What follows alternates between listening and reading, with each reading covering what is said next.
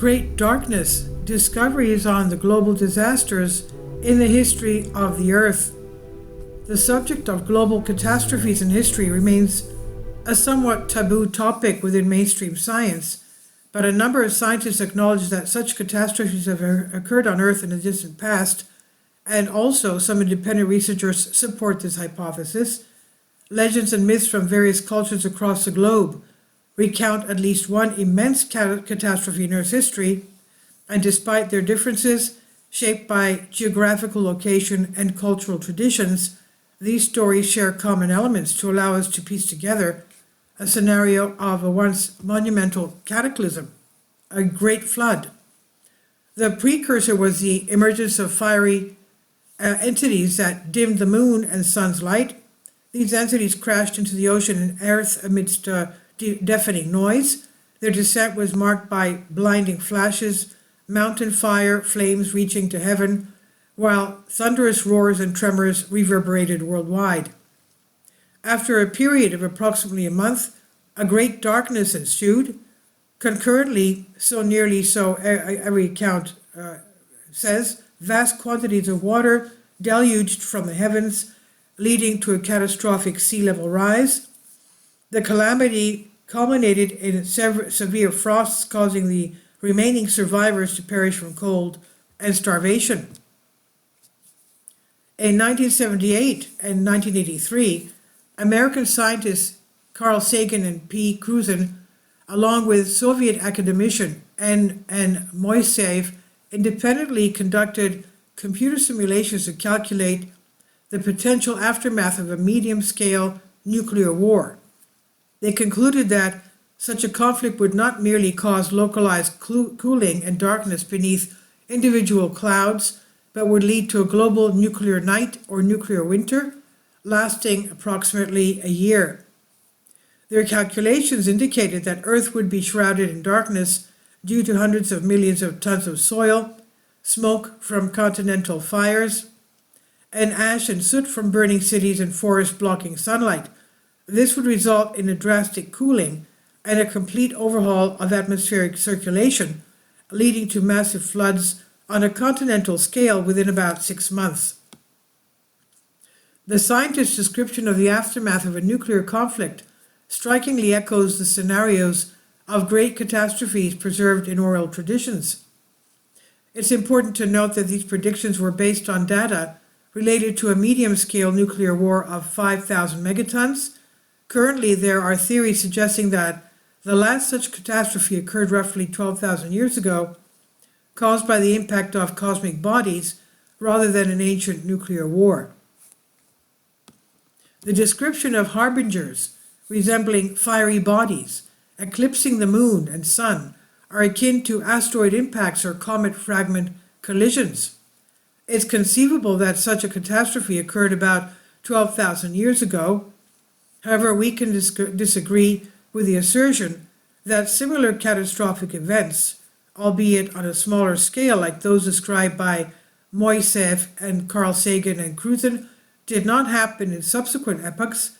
Moreover, there are suspicions that these disasters were man-made, quote-unquote, likely resulting from the deployment of cometary weapons against humanity. It's not by chance that following the ancient disaster, the Anunnaki, depicted in the Sumerian epics, and certain Elohim from Jewish scripture, made their appearance on Earth.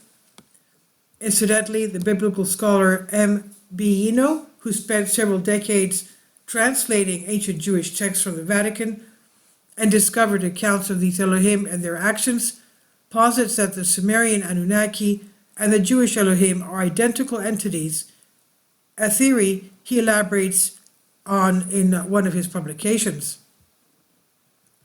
Regarding the traces of nuclear wars of the past, it's not entirely implausible. There were indeed members of a covert scientific expedition under the Soviet military auspices in Siberia who purportedly discovered evidence of an ancient nuclear war. Furthermore, independent researchers have detailed an event recorded in the Royal Archives about a fiery bolide, some kind of a celestial object, that fell on Tula in 1830, with aftermath resembling that of a nuclear strike. Moreover, recent discoveries of unusual burials in Tula Center during construction led independent researchers to analyze the soil sample from the site, revealing signs of nuclear contamination. The recorded illnesses following the bolide fall bear a striking resemblance to symptoms of radiation sickness. One should not jump to conclusions. Research conducted by a few scientists at the site of the Vitim explosion early in our century revealed that it was caused by a comet fragment's fall. More importantly, researchers discovered traces of radioactivity at the explosion site, including weakly radioactive isotopes and other substances previously thought to be exclusive to artificial nuclear reactors. This finding aligns well with the occurrence of radiation sickness among residents following the Tula bolide fall, where soil radioactivity was detected. Therefore, it's likely that a comet's fragment's fall was the cause. However, we harbor a strong suspicion that this disaster may also have been man-made, they said. And further, it was during the mid-19th century that Biela's comet vanished, as noted by scientists. When last seen in 1846, it had already split into two significant pieces. Independent researchers have linked the mid-19th century catastrophe, which buried the lower levels of buildings globally, to the descent of this comet's disintegrated fragments. Does this have anything to do with the mud flood? 1846 is the date. This disaster, like the comet's disintegration, was not immediate. The fragments drawn by Earth's gravity descended in a sequence. It's speculated that these fragments may have also ignited the mysterious fires that consumed stone cities worldwide in the latter half of the 19th century. Incidentally, during the period of another catastrophe, which many indirect pieces of evidence suggest occurred between 1492 and 1502, there were not only accounts of numerous catastrophic events, but also records of comet sightings and the descent of various bolides. The exact nature of comets and the presence of weakly radioactive isotopes or other substances akin to those found in artificial nuclear reactors within them is not fully understood. But scientists have observed that certain comets exhibit behaviors resembling controlled objects, capable of sudden changes in their movement trajectories. The hypothesis that an external force could be utilizing nuclear propulsion systems to direct these comets is intriguing. Such a concept leads to the speculation about cometary weapons being used against humanity, potentially responsible for the catastrophic events in history.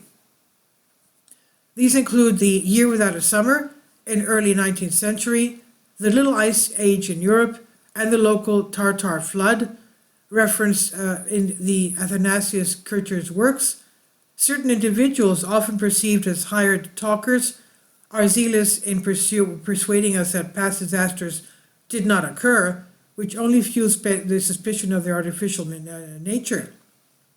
Moreover, they seem to be linked to a force antagonistic to humanity, one that manipulates official science and history through clandestine priestly structures that serve its interests.